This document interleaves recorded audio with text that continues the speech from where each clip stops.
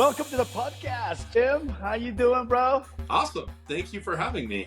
Yeah, man, I'm excited. It's our first episode, and I won't look at it as a podcast. I look at it as more as like a brainstorming, and get to know you, and pick your brains and see what wisdom we can pull out to help out the audience to better their lives, right? So tell me a little bit about you, Jim. Well, I'm a real estate agent, and I've been doing real estate for about almost 30 years now. And so I have a ton of experience with that, and I dabble in all kinds of other stuff too. And I guess that's it in a nutshell. Oh, nice. About 29 years. So getting on to 3 decades, which sounds fun to say. I started at a very young age, but now I'm about average for the industry.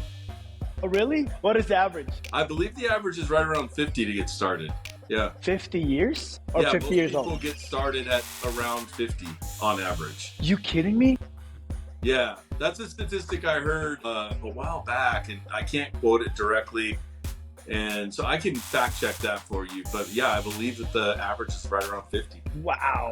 So do you think usually they do their careers and then they end up doing real estate in like almost their retirement age? Yeah, so real estate's a really great job for people that are retiring to kind of like come back into the workforce. And a lot of people like it because, they can kind of work at their own schedule and, work a bunch or a little, whatever. And so it works really well for retired people. So I'm always excited that I have the job that everybody gets when they retire. That's awesome. I'm technically retired. Yeah, that's correct. Well, you do have all the experience more than they do, even though, they're 50s. Yeah, right? Yeah, I was thinking about that. I think my goal is to get at least 50 or 60 years in experience by the end of my career. My mom's at 45 currently. Wow, really? Yeah. Wow. She looks young. She takes care of herself, so she looks good. Yeah, no, she's very cognizant of her health and looks into it a lot. She has a lot of knowledge in that. I know you do too, but she has a lot of knowledge in that department. She knows what works for her and kind of what she has her system kind of laid out on how to be healthy. And actually, I've been working on that too. So I have my little kind of experiment going on all the time to see if I can make myself feel better or be better. And I think health and fitness is just figuring out yourself, right? Figuring out what health works for you. Because I see a lot of people that would jump in a trend and they'll get results for like maybe a few months and then they'll end up going back to where they were. And I think it's just finding out what is more sustainable for you as a person, and everyone is different, right? So and that's why I tell people like fitness and health is really a personal relationship with yourself. That's right. I think it's, like an object in motion tends to stay in motion. And if you can't change your habits to some extreme, whatever fad or trend is going on, it's not going to work permanently, right? Because we have to, if we're going to change ourselves, we have to change ourselves. Yep. That's right. What we're doing too. Yeah. I always tell people it wasn't like one burger that did this. So that would be bad if it is, right? Right. That would defeat the purpose of pleasure with food. Right. I love sushi, so I like sushi, and that's kind of my favorite, my go-to thing. And what else? Korean barbecue. I love Korean barbecue. Oh, yeah? I'm a big Korean barbecue. I like everything. I don't care. Really? Yeah, me too. I do like pho. Oh, nice. Yeah. I'm into, I went through, lately I haven't been doing it, but I've gone through phases where I do it all the time. Just depends on, I don't know. I ordered some actually a couple weeks ago for first time in a long time. Yeah. Wow. So, yeah, no, who knows? I also went by my favorite Chinese bakery that I haven't been to for like 10 years randomly also. So I just kind of go in these circles. Yeah, what's your go-to food? Mexican. Yeah, Mexican or Asian. Probably, if I had my choice, probably even more specifically Thai or Mexican. Yeah, I just took one of my good friends, and actually he's my coach and mentor. He was here over the weekend, so I took him to a Thai place, Thai Lotus. I'm pretty sure you know where it's at. Yeah. Yeah. I took him to lunch there, pick his brain, see if we can collaborate on some stuff. Because I'm in the process of launching my books, and he has connections with a lot of the big names out there. So he's like, yeah, I can connect you with this people, that people, and see what we can do. So, which is exciting because it's all about connections, right? So, Totally. Yeah. yeah, I'm sure if you get the right connections, then the information is there. So, it's just a matter of getting it out. yeah. Well, you do have good connections. So I know you have a pretty good clientele that have really high net worth. When you were starting out in real estate, how were you able to expand your network? I never gave a lot of thought to it in the moment. Mm-hmm. I would just add clients, one at a time, and then just try not to. I would always just say, hey, now that you have completed your transaction, don't forget I'm still here. And, and I would just be like, hey, I'm involved in this stuff all the time. So, Mm-hmm. you need a plumber, an electrician, or whatever, let me know and I can help you. It's not only when we're doing this, I can help you with that.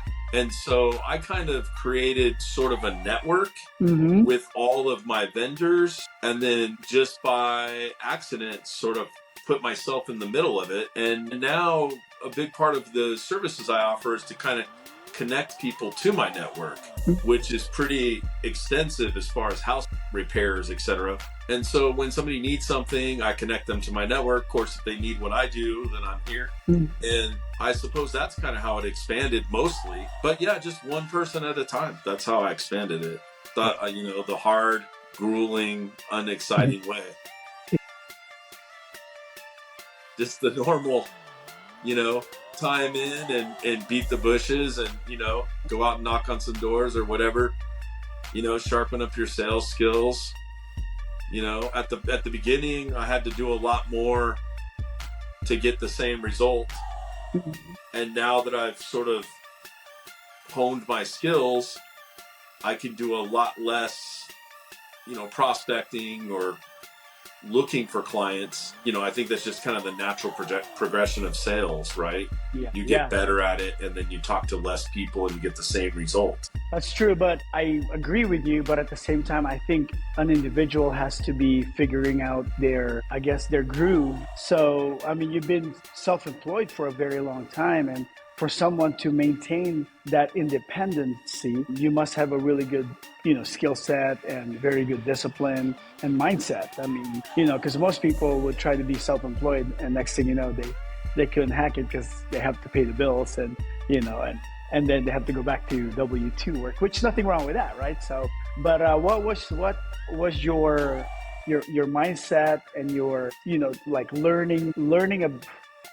learning techniques to learn to be independent, because it is hard being independent, right? Because you have to, it's like being full commission, right? You have to budget your money and then budget your time, and at the same time you have to hustle out there, and then of course you have relationship you have to juggle and all that stuff. So what is your formula for that? Well, everybody asks me all the time, what do you do to get business, Jim?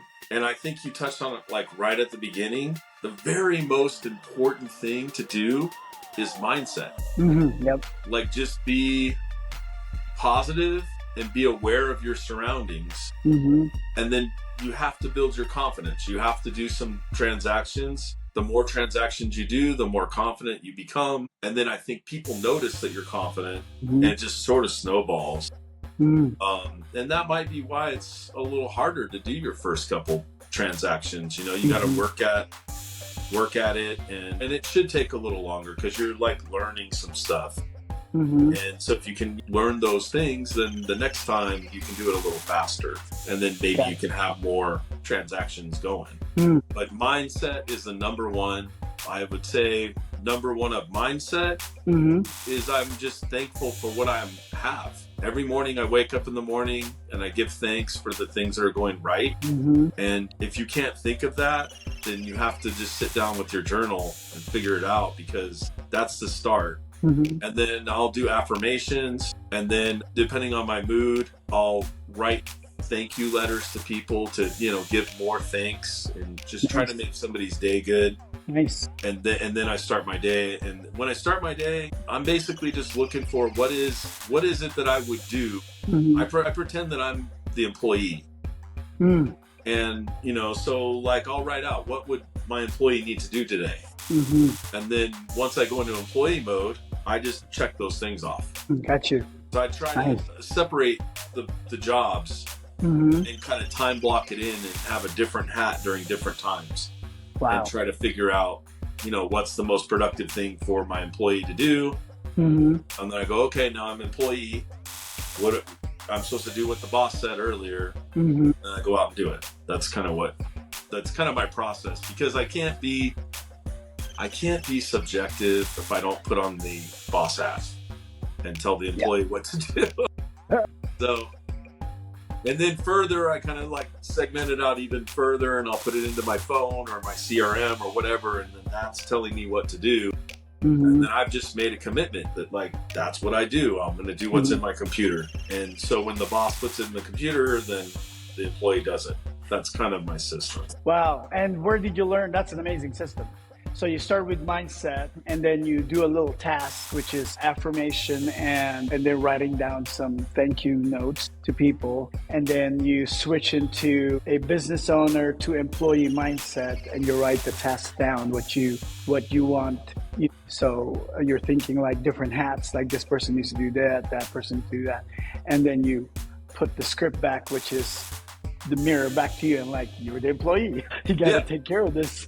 Yeah. And then you time block all those, and then you have a checklist, and that's kind of your process you do daily. Yeah, like I guess like I'm an extreme time blocker. Mm. Like I do things at certain times, Mm-hmm. and I guess I've gotten to the point where I really even switch my personality during those times. Wow. Like my personality is in the mornings, I've got to improve my mindset and have the energy that it takes to be successful. Yep. So I have to create energy and create positive mindset and positive feelings, Yep. etc. Whatever I want to create out of myself. Right. But I used to listen to this guy, and he said, you're being brainwashed every day. Yeah, exactly. You may as well choose what it is that's being brainwashed with. Yeah, that's correct. So, brainwash yourself with positive affirmations and That's right. all the things that you want in your head.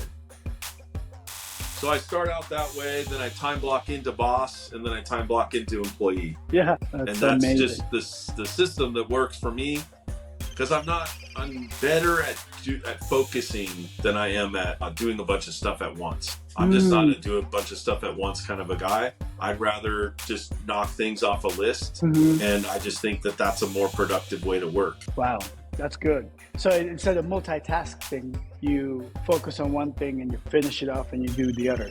And you want to make sure it's time blocked properly with priorities, so you're hitting the most important one, and then you knock them out as you go. Well, and it's like, so most people are not going to complete their list. Well, I don't know. Maybe there's people out there that do. I don't ever complete my list. I have a lot of stuff I want to do. That's right.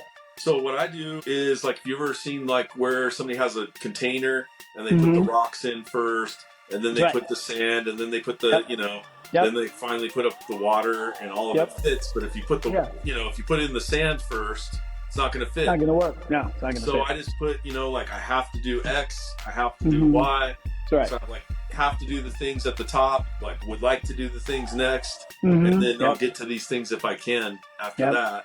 Yep. And then I just mark them off as fast as I can. I go through them and do them as fast as I can, almost like I'm racing. Ah, And because I like to sprint, yeah. and then I like to rest. Yes. Yep. I feel like That's humans are made to sprint and rest. Yeah, I agree. I totally agree. Yeah, and I do that even with work, like I'm sprinting when I'm at work. I'm sprinting I might be sprinting for a week or 2 or 3 weeks. Mhm. Yep. Like right before Christmas, I sprint for a while Mhm. because I know I'm going to be off for a while. Yeah, that's right. So I sprint to the end of the year, Mm-hmm. and then I reward myself with the break. And I mean, it's not in stone, but that's kind of like the ideal is to sprint and rest. Yeah, I heard Myron Golden said the same kind of thing, in a different way. He said people would say, like, you need to be balanced. He said, no, there's no such thing. He said, a person that's balanced is out of focus, and the person that's focused is out of balance. and you Yeah. can't do both, and it's seasons. So same thing with you. You sprint, and then you kind of you rest, which means you're still going, but not as much. Same maybe thing like with link workout. sprints. Yeah. I mean, same You thing know? with working out, right? So you got to do your sets, and then you got to rest, Yeah, and then exactly. you got to do Yeah. your set. Yeah. I want to rest. I mean, I might go from like a sprint to a jog and then to a sprint. Yeah, that's right.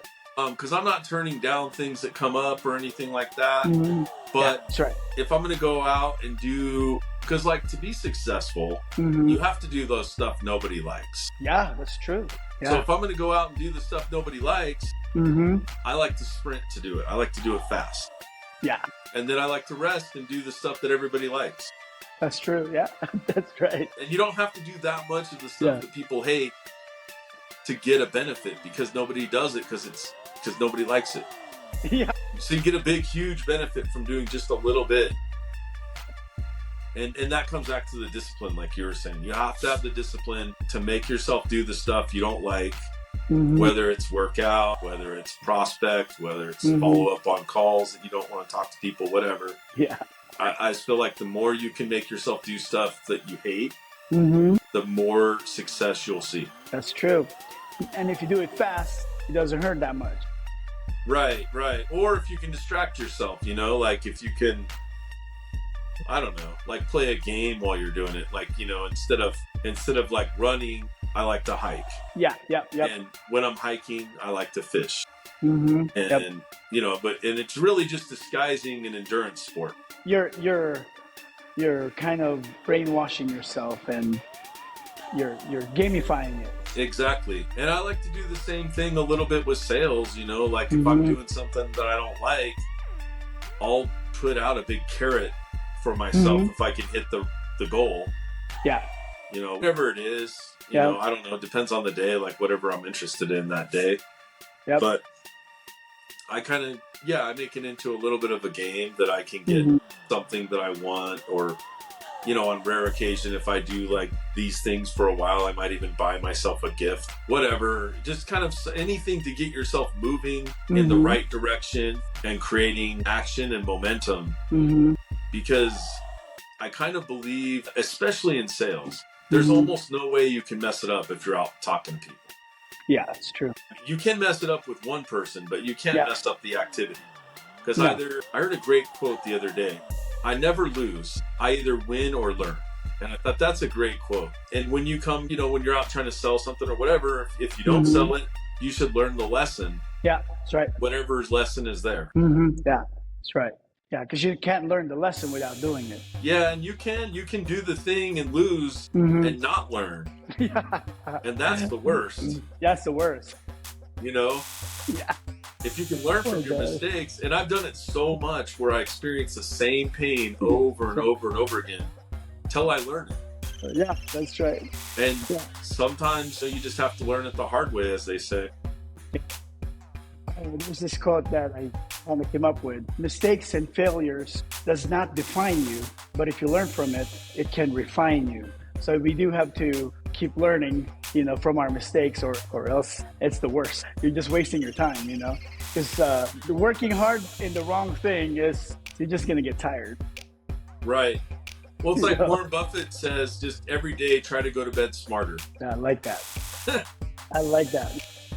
Yeah, if it's only 1%, imagine in 365 days, that's 365%. Yeah, exactly. And it's just like anything. People say, "Oh, I want to lose 30 pounds." It's sort of hard to do that in a week. Yeah. But it's probably pretty easy to do it in a year. Yeah. So it's just one of those things where just a little tiny improvements. That's what I'm all about, is just little improvements and trying to be in a positive state of mind as often as possible. Just because I think your mindset is such a big deal. If you're self-employed, it's almost all of it. I agree. Yeah. Yeah. Even though you're W-2, you still have to have the right mindset on. You burn people, at your work or at home. Yeah. Because I was telling someone because we were having a discussion about automated drivers, automated cars. And they're like, what if it goes haywire? And I'm like, I totally understand. But at the same time, human drivers go haywire because they get mad and they get impatient. Once that you go emotional, literally your brain, your software just went haywire. So, and mindset is everything. So, mindset sets everything in your life. So how do you keep that? Because, in self-employment, some days it's going to be good, some days it's going to be bad, and there's going to be a lot of distractions. So how do you keep yourself, I know it's not going to be perfect, of course, because we're human beings, but how do you keep yourself in the right or maintainable mindset? I think for me, staying busy. If you're self-employed and you're not busy, it's like you go down this rabbit hole and all of a sudden you're depressed and you're like, why don't I have business, whatever. You have to be busy. And even if you don't have a client to talk to, then you need to go out and meet some clients or whatever. But I mean, you got to be with people, you got to be busy. And I think humans are happier if they're busy. Yeah, I agree. And you're working with some kind of purpose and focus. Yep. That's right. And I find that the busier I am, even if I'm tired, I'm happier. Yeah, I agree. I agree. A man without a purpose, even the scripture says, a man without a vision shall perish. So, and then that's why when people retire, they have to do something else, or else it's going to be like down the hill they go. So yeah. we do have to have purpose, and busy is good, but what would because there's busy on like non-productive things and busy on productive things. So what are your thoughts on that? I think that you got to go back to the boss. If the boss says it's a good idea, like if you wouldn't pay somebody to do it, don't do it. That's a good one, bro. Like you got to be like, hey, this is a productive activity. I would pay somebody to do it if I couldn't do it. Then do it, right? Then that's what you should be doing. Yeah. If you're saying like, oh, I'm going to be productive, clicking around on Facebook and checking on my clients or whatever. No, because would you pay your employee to do that? No, you wouldn't. Hell no. Yeah. And so that's my test. Would the boss think that I'm productive right now, or would the boss say, hey, get to work? Yeah, that's a good one. I'm not a very nice boss, so I'm hard. So my boss is, what do you call it? Strict, yeah. Well, the way I see it, like, you should not be a nice boss, you should be a kind boss, a respectful boss. But at the same time, if the employee is not making money, you're both losing money, so both of you would lose money, Right. So the employee is there to help the business be successful. Right. Well, and if you can hammer out by being focused, like I've had a lot of assistants. None of them can do stuff as fast as I can. So if you are going to be focused and knock some things off the list, maybe it's okay if you take a long lunch or whatever, or, you want to go on a walk or whatever you want to do. But when it comes to the things that you're doing, they have to be on the list of productive items. That's right. And, like you can probably sit down with a legal pad and a pen and paper and in 30 minutes write out all the activities you should do tomorrow. And then you could probably put a star next to the couple that are super important. And then you just need to go do that. It's super simple. It's just, we don't like to do it.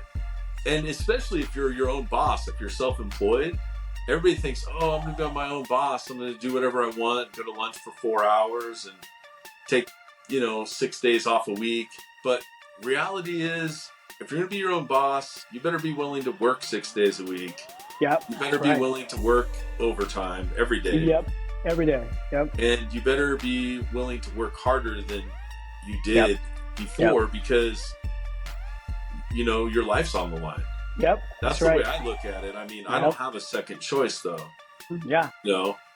So I suppose it depends, if I've got my job at wherever that, I'm comfortable with and then I'm doing a side thing. I don't know. It would be really hard for me to create the urgency to force myself to work as hard as I do. Yep. With other choices. I've done it. That's how I started, with multiple, I always tell people you're not a real estate agent if you haven't had a second job. Yeah, that's true. Yeah, that's true. But so I've done it, but always my goal was to get out of that as soon as possible.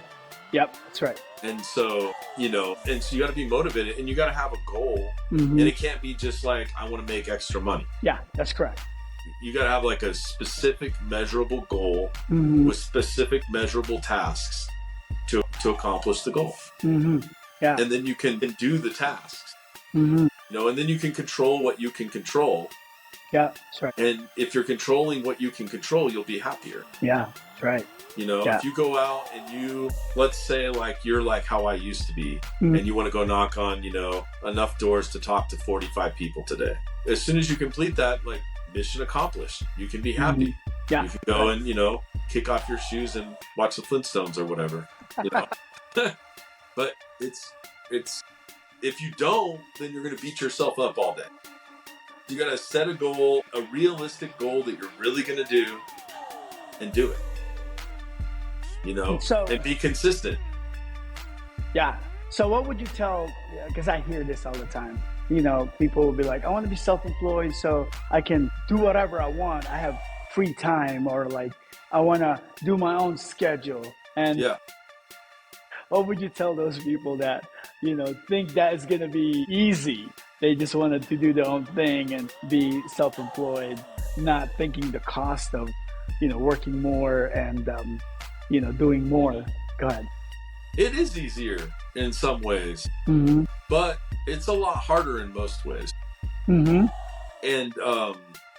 you're going to work the hardest you've ever worked if you're going to be successful. The longer I'm in, the more I realize that, like, it's like muscles, right? When you're working out, the first day you go work out, you're probably not going to be able to do it a long time. Yeah. But if you go and do it every day, you build up your endurance. And you can do it. And I kind of look at myself that way. Like, I've done this every day. I built up my endurance. I can knock out these tasks, and then I can move to the next one. And most people will be on break by then. But you just got to be able to do that. You got to build up your endurance. Yeah. Right. And, like, I used to have a coach, and he would always talk to me about my prospecting muscles and how to get them big, And the only way you can do that is through consistency. If you make one call here and there, you're never going to get comfortable. But if you make, 25 calls a day, every day, you'll be comfortable after a while. And that's all it is just, I think you just pick, because we all know the strategies to make businesses successful when we get into business. Yeah. So like if you're a plumber, and I don't know what plumbers do, but say that plumbers have to send out postcards. You're a plumber, and you know that if you send out 100 postcards, you're going to get one response. Then, you got to send out postcards. If you don't have money for postcards to mail them, then you're going to be dropping them off on people's doors until you do have money to mail them. Correct. Yeah. That's right. And, if you don't have money to print a postcard, then you're going to be knocking on the doors, talking to everybody until you have the money to print them. So anyway, I just kind of look at it that way, like, okay, what can I do? Or what is the ideal that I would do first? Can I do that? If no, what do I got to do to get there? Like when I first I remember one time I was kind of having a hard time, having a little bit of a slump, and I had some clients and they wanted a house in a certain you're breaking up. Oh, sorry. You still there? How about now? Can you want to repeat that? Oh, I'm sorry. I was saying I had some clients and they wanted a house in, whoops, it says I'm reconnecting. I can hear you. Okay. You're reconnecting. Oh, fine. Okay. Are you in? It's got the little thinking circle. Okay. Let me see. I'm still recording you, so I can't see you, but I can see myself. It seems like it's working now. Okay, cool. So go back on the, you said when you were, the challenges that you had. So go back in that story. Yeah, so I had some problems one time. And basically what I did is I printed up these postcards that I would ideally send out. But I didn't have any money. So I went home, I printed them on my computer, cut them all up, whatever. And then my clients wanted a house in this certain neighborhood. So I knocked on every single door in the entire neighborhood, dropping off a postcard at each door. And so that's kind of my go-to. If you really want to get serious and you really want to pump up your business a lot, just go knock on doors all day. Yeah, that's true. Yeah. I mean, almost any business works that way. We don't want to hear it though. Yeah, we don't want to hear it. Yeah. We want easy. Right? We want easy and fast. Right. Well, and if you've earned the right to do the easy way, once you've earned the right to have a postcard that you mail, and that creates your leads, Okay, but when you're starting, you got to get sweat equity, unless you just have the money to burn and see what happens. Yeah. So with that, let's segue on that one. So some people would use their credit cards and hope to God they get something. Investing in their business, which is good. What are your thoughts on that? Do you think it's better to do sweat equity and test it, or should they invest, get in debt and invest and see what happens? I don't believe in going too big, to be honest. I mean, I think you have to go big regardless. You've already got a lot of risk. Yep. So, why increase your risk? Like, I'm a trader. Yeah. I like the stock market. And I don't want to go bigger on my position than is warranted based on my account, which is a reflection of my experience. And so, if your account's really big and you've got the backing to go big on an ad or something, okay. But if you don't have that experience that built up your account, you probably should take a less risky approach, which is why I like to recommend the door knocking, because it's no risk. Yep. It's all sweat equity. Yep. That said, I've offered to go door knocking with so many agents I can't count. And I don't think any of them have ever gone. Oh my God. Because they always ask me, Jim, I'm brand new. What do I do? Oh my God. Okay, meet me tomorrow right here. Yeah, that's right. And I say, hey, where are you? Well, I'm busy with my mom. Okay. Oh my God. Yeah, and I agree with that, bro. I agree with that, because some people, like in the advertising world, right? Because there's this trend going on before, social media agency helping businesses take care of their social media accounts, right? So some people would like start doing ads, and I tell them, like, can you handle 10 accounts? Like, if you can't handle 2 accounts, what makes you think that you're going to be able to handle 10 accounts? That's right. Right. Yeah. So what happens is they go big, fast, and they get the result, but now they don't have the experience to handle them. Yeah, that can happen too. Yeah. So then they look bad. And I remember you said this before. Keeping a client is more important than really getting a client. Don't mess it up once you have it. Yeah, I mean, if you're going to spend X amount of dollars to get a hold of a client, why would you just flush it down the toilet right after? Because now you have, like in my business, most people would reuse their agent, but very few agents ever actually get reused because they don't keep their client. Yeah, right. And that's the easiest business for us to keep, right? There's the people that know us and already love us. Yeah, that's right. And, if they're happy, there's no reason that you shouldn't be working with them and their mom and their dad and their, everybody. Yeah, and that's true. So that's kind of my way of doing stuff. And then like the door knocking and stuff, I just think, especially for newer agents or new salespeople, whatever, if you don't have your sales skills ready to take on these expensive, say you're paying a couple $100 to get a lead, how many people can you experiment on at a couple $100 a piece? Now, if you have a bunch of money, that number might be really big, but it is finite, probably. Yeah, that's right. But I can go knock on doors all day. It's not costing me anything to practice. That's right. Yeah. Once you earn the right from knocking on the doors, once you earn the right to run the ad, because you're creating income from this kind of lower cost process. Yep. That's right. And you say, okay, well now for efficiency's sake, instead of knocking on a door, I'd rather send all these guys a postcard. Yep. And have 5 of them raise their hand. I'm going to go and then I'll talk to them. And then I'm going to go to another neighborhood and I'm going to go to 5 more neighborhoods and get, 25 a day. But they're already going to have raised their hand at this point because I'm no longer going to knock on 100 doors to find those 5 people. That's right. Or whatever it is. These are all fake numbers. But that's the idea, I think, is that you create business through sweat equity. Yep. And then you move to paid sources. And I think the reason why I think it's less risk is you can practice your sales process, how you follow up, your presentations, all that. And it's all free because you just knocked on the door. That's correct. And you're learning your messaging Yeah. You're identifying your target market, your demographics, and you're learning their pain points and figuring out your solutions and your offer that can help them. So it's better when you actually do the ad, because now you know what to put on the ad, instead of That's just right. instead of just like thinking about it like, oh, this might be good. It's like, no, that doesn't work, because that neighborhood is overseas. You know what I'm saying? So because you didn't Yeah. knock on the door, you didn't know. Yeah. No, that's the thing, is if you knock at the door and let's say that, maybe the person isn't the person you wanted to talk to. Maybe instead of it's an owner, it's a renter. Yeah, it's a renter. You That's didn't right. spend $1 to get your message to them. And so, maybe you can change your message to match the situation even. That's right. But I think in all things that I do in recent years, my philosophy is to do it small and earn the right to be bigger. Yeah. I don't like to start at the big level, because it just increases your risk. Yeah. Yeah. So for me. Yeah, that's awesome. That's awesome advice, brother. Yeah. And you've been giving really good tips, bro. Well, good. I'm glad I have some.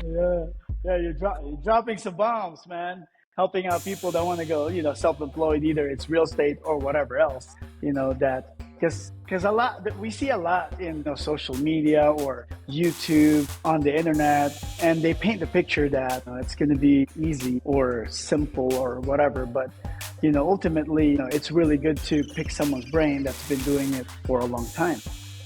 Yeah. Right. Well, it is simple. It's just not easy.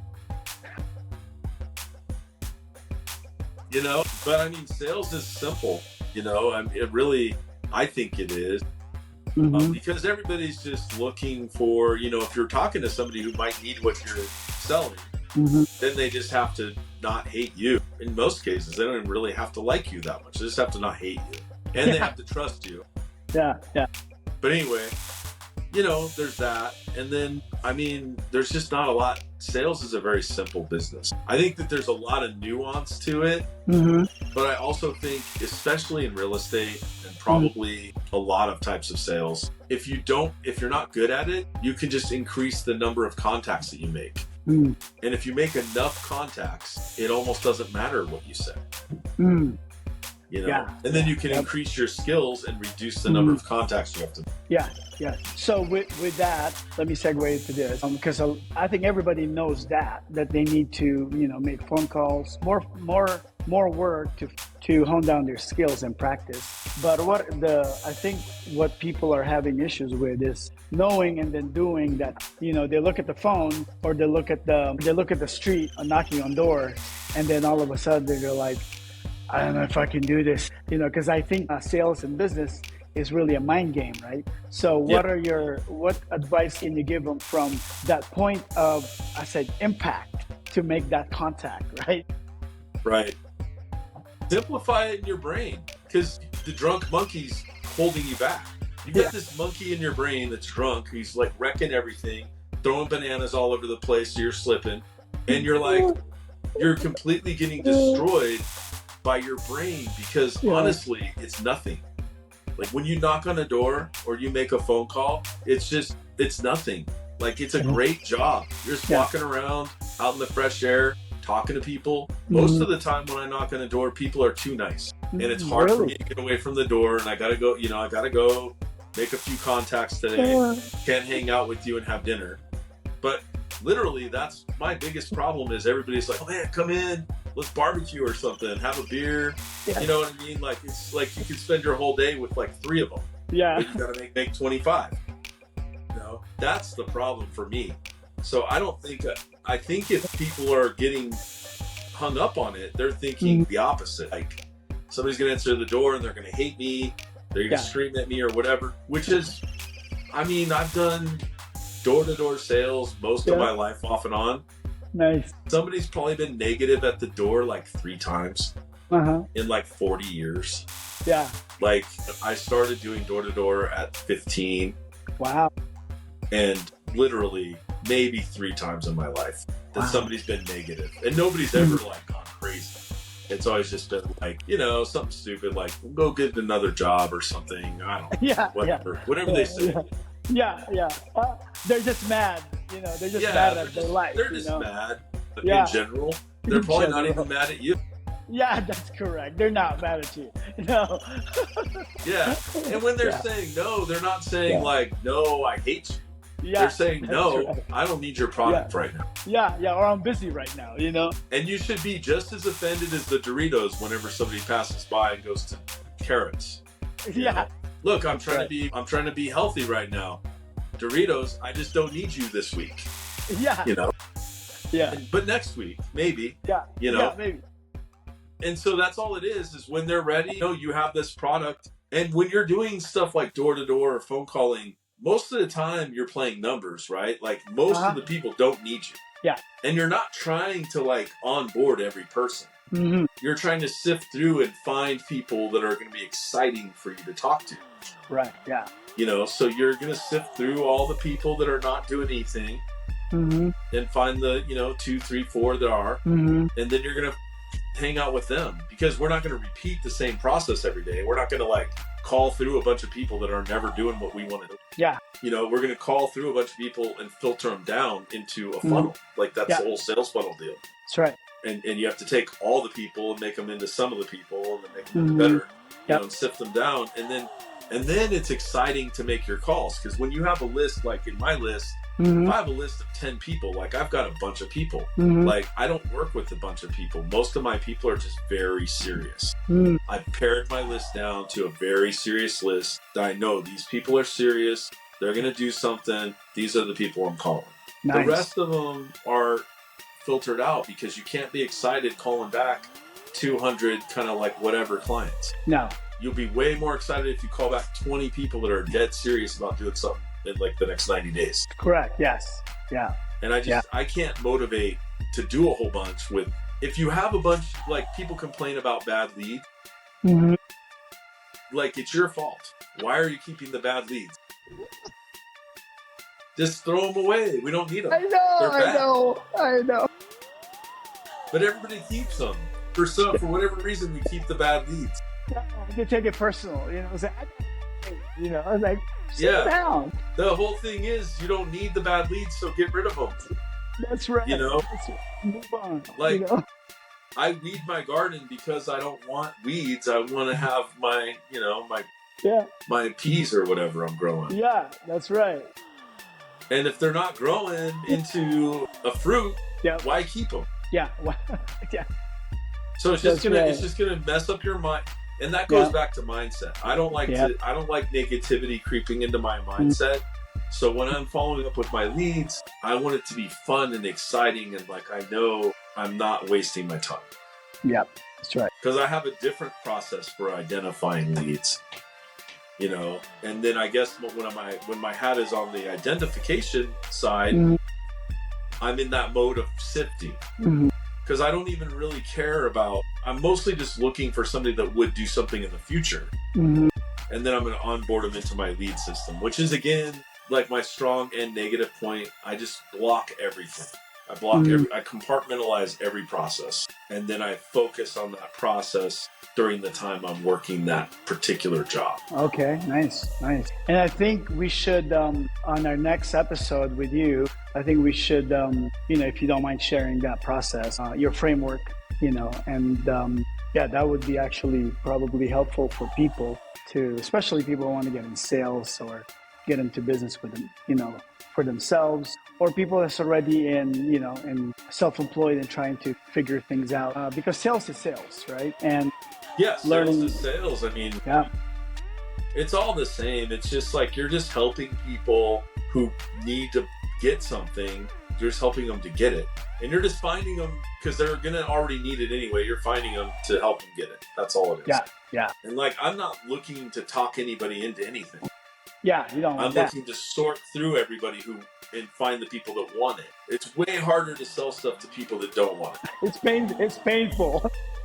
Yeah, it's so much Yeah. easier to sell stuff Yeah. to people that already want to buy the thing you're trying to sell. That's correct. So They're why selling would you bang your head against the wall talking to people that don't really want it anyway? Yeah, no. And that's No kind of way. my whole philosophy is like, I'm not really looking to like be the slickest salesperson ever.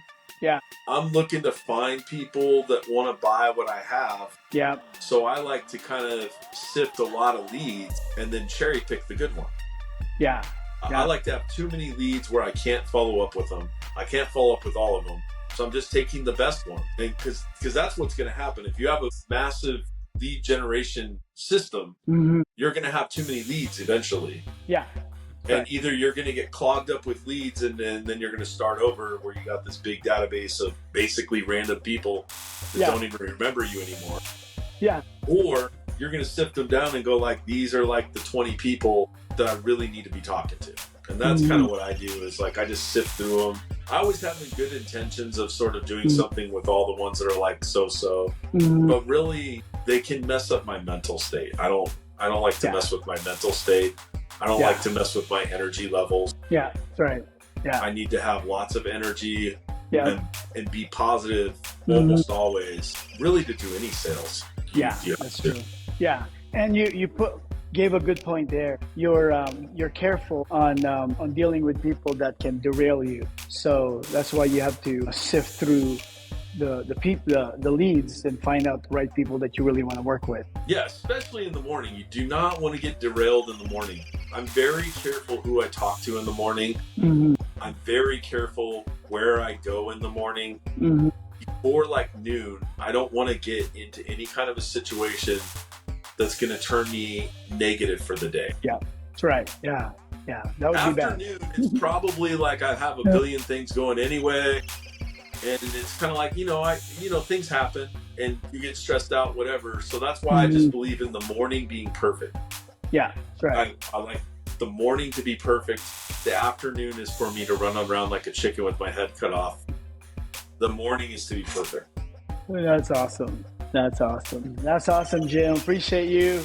This is helpful. Thank you, Michael. Yeah, brother. And if you don't mind, I want to do another brainstorming interview, picking your brain and, frameworks and sales and that kind of stuff. And then probably the third one would be, we can talk about like investing and all that kind of stuff.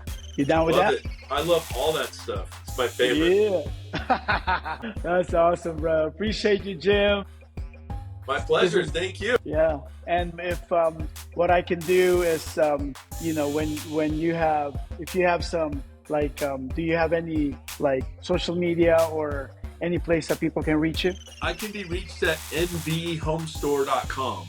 So it's like Nevada, NV, and then HOMESTORE.com. And all my contact information is right there. Awesome, brother.